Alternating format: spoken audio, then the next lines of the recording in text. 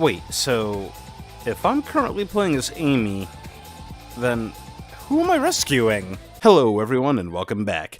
My name is Argonaut, and in this video, as a part of my Sonic Marathon, I'm going to be taking a look back at Sonic CD, the most popular game from Sega's failed CD periphery, including its development history, story, gameplay, and music and graphics, along with my thoughts on it. And if you like this video and want to see more videos from my Sonic Marathon, then feel free to click that subscribe button. I'd really appreciate it. And with all that shameless promotion out of the way, on with the video. Now, before we can even start talking about Sonic CD, we first need to talk about the Sega CD. Back in the late 80s, CDs seemed to be the hot new things. They offered more storage space so you could fit longer and more detailed games on them, you could put FMVs on them, they could also have better audio to them, and they were cheaper to make. And so, in 1988, Nintendo announced that they were partnering with Sony to create an add-on for the Super Nintendo, called the Nintendo PlayStation. Yeah, that's the real thing that almost happened. But Nintendo burned Sony on that a few years later in 1991, and backed out of that deal, causing Sony to say, "Fine. I'll do it myself." and create the PlayStation. But that's its own story. Philips also announced that they were coming out with their own CD-based console. I just wonder what Ganon's up to. So, not wanting to be left behind, Sega got to work with their own CD-based peripheral for the Genesis. Eventually, Sega came to market with the Sega CD, which released in Japan on December of 1991, and in America almost a year later in October of 1992. Now, not to get into too much detail with it, the Sega CD cost $300, which is like $700 in today's money back when it first came out, and you had to have a Genesis to connect it to since it wasn't its own standalone system. And on top of that, it used its own power plug. And no, not the little dainty ones that we use today, but the huge ones that basically eat up one outlet while simultaneously blocking another one. And now, lastly, before I move on to actually talking about Sonic CD's development, it's worth saying that the CD, after launch, had a small library of about 200 games by the end of its life cycle, and one of those games, called Night Trap, along with Mortal Kombat and Doom, were heavily responsible for the creation of the ESRB rating system that we currently have today. I've just got to make a video about how Sega failed as a hardware company. Everything leading up to the end is just so interesting. But, moving on, Sega wanted a Sonic game to show off the capabilities of the Sega CD and to help sell the console. Yuji Naka, the lead programmer for Sonic 1, got fed up with management at Sega Japan and went to Sega of America to develop what would become Sonic the Hedgehog 2. And so, Naoto Oshima, the guy that came up with Sonic's character design, became the director of Sonic CD and got to work developing it shortly after the release of Sonic 1. And, using the code of the original Sonic game as a base, they were originally trying to create an enhanced port of the original game, but little by little, it became its own creation, and after about 2 years in development, Sonic CD was released on September 23rd of 1993 in Japan, roughly about a year after Sonic the Hedgehog 2, and after being delayed due to getting a new soundtrack, it was released in America on November 23rd of 1993, along with Sonic Chaos and Sonic Spinball as a part of Sega's Sonic 3-on-1 Day strategy. Back when I was a kid, I'd never even heard of anyone owning a Sega CD, let alone owning Sonic CD. I mean, if you ask me, it's just a stupid strategy. $200 when it first came out.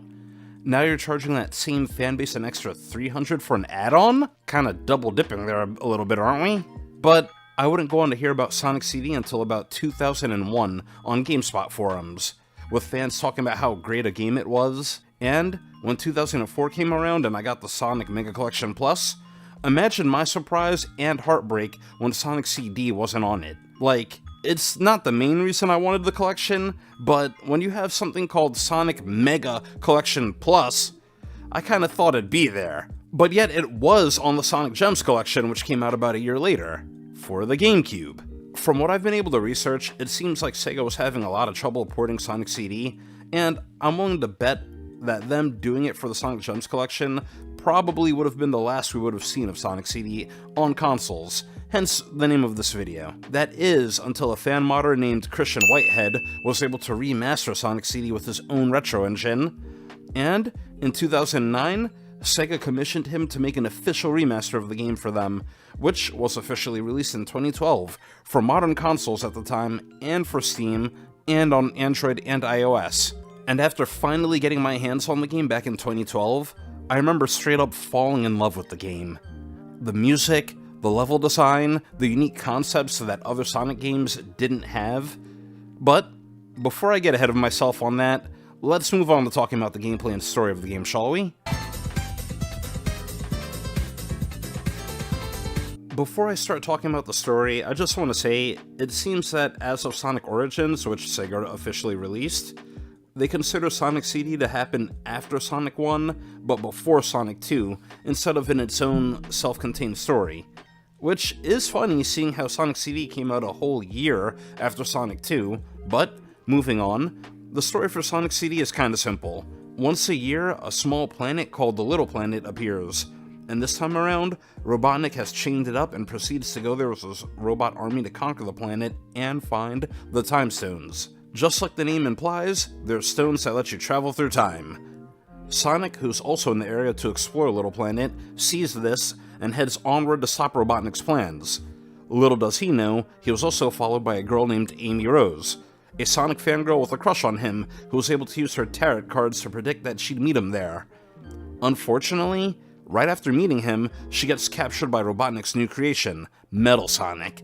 And now, on top of stopping Robotnik, Sonic also needs to rescue Amy. For my playthrough of Sonic CD, I used the Sonic Origins version of the game and played through as Amy. The gameplay of Sonic CD is pretty much the same as Sonic 1. Sonic controls are the same, only this time you have the Spin Dash, which is a move that Sonic 2 first introduced that lets you build up momentum from a standstill and launch yourself while in ball form. And, unique to this game, you also have the Super Peel Out move, which the team created as an alternative to the Spin Dash, which basically does the same thing as the Spin Dash, only it launches you faster than the Spin Dash, and unfortunately, leaves you vulnerable if you run into an enemy since you're not in ball form.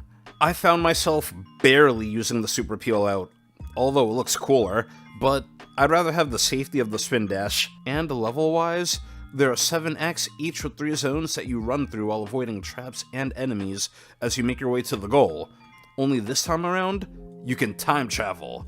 That's right. Inspired by the movie Back to the Future, they included a time travel element to this game.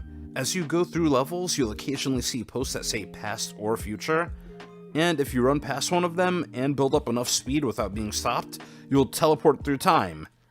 Now, don't go to the future. Like my high school math teacher always used to say to me, your future is a waste of time. If you go to the future, you'll see that Robotnik took over everything, and there's way more traps and enemies for you to deal with. I mean, if you want more of a challenge for the game, then, you know what? Go to the future. Otherwise, you're wasting your time. What you want to do is go to the past. Once in the past, if you explore the level instead of going straight to the goal, you'll eventually find a robot generator. Break that, and you guarantee yourself a good future for the level. And if you're really good at navigating the level, you should try going to the future after breaking the generator in the past. The music is really tranquil, all the enemies are gone, and most of the traps are even disabled. And it's usually just a smooth run to the end. Oh, and I also forgot to mention that in the past there are these projectors showing Metal Sonic bullying some little woodland creatures. If you break those, then you'll see more little woodland creatures bouncing around your screen. But the main thing you really want, though, are the generators. If you can manage to get a good future in every stage, then you unlock the good ending to the game where Sonic rescues Amy, defeats Robotnik, and frees Little Planet. If not, then you get the bad ending where Sonic rescues Amy and foils Robotnik, but because Robotnik escapes with a time stone, he's able to control time and keep Little Planet captured.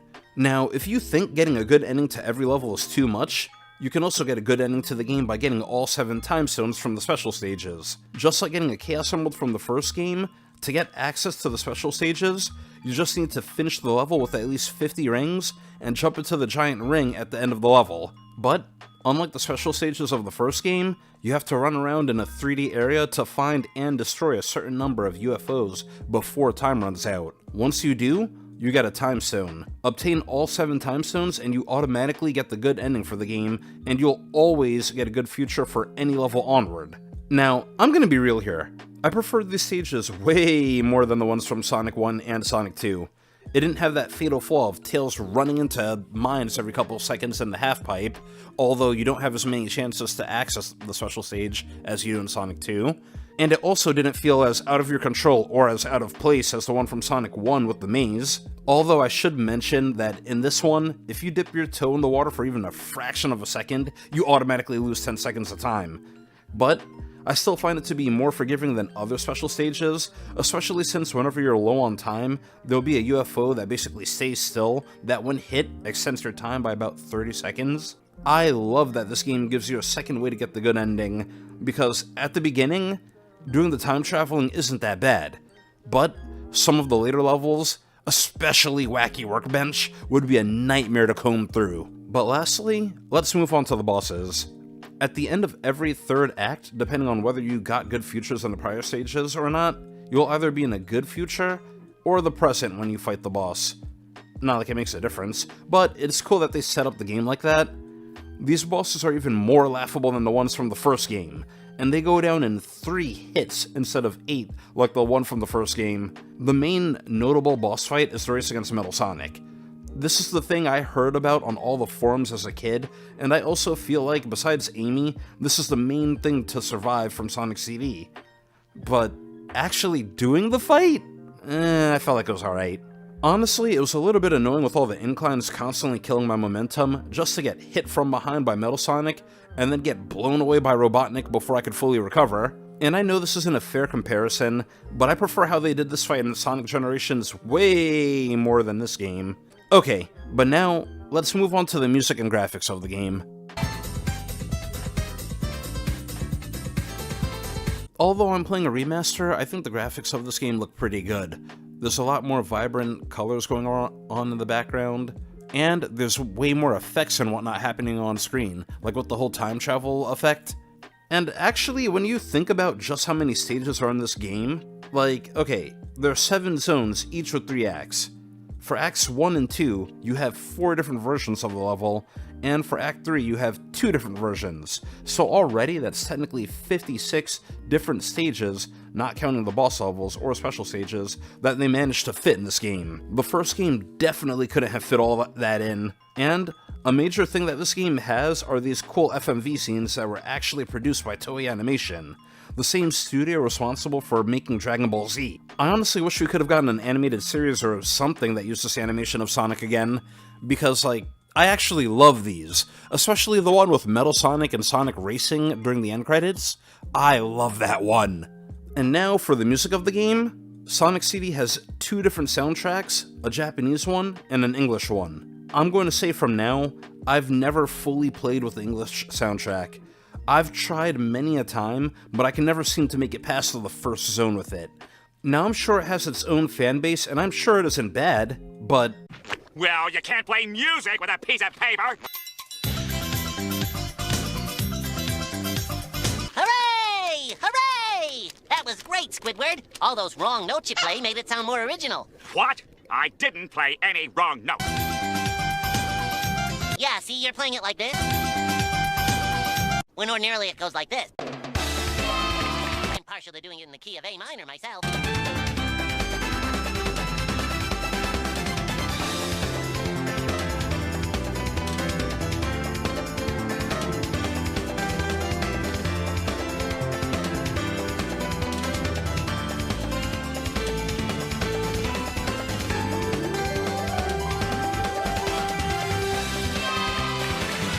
Nothing like a duet between buddies, eh, Squidward?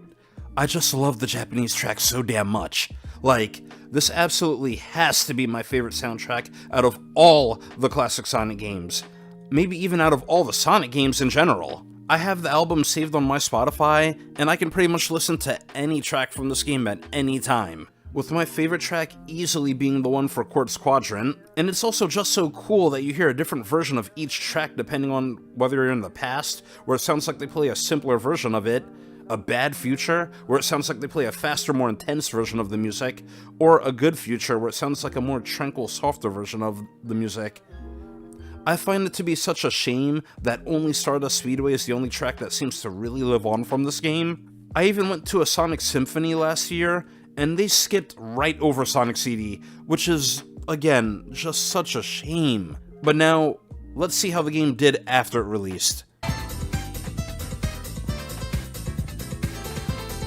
After Sonic CD came out, it became the Sega CD's best-selling game, selling 1.5 million copies, which is pretty incredible when you consider the Sega CD circumstances. I mean, honestly, what other game can you even remember for the Sega CD besides Sonic? Not counting whatever games Angry Video Game Nerd talked about in his videos. Let me know in the comments below if you can remember any games at all for the Sega CD.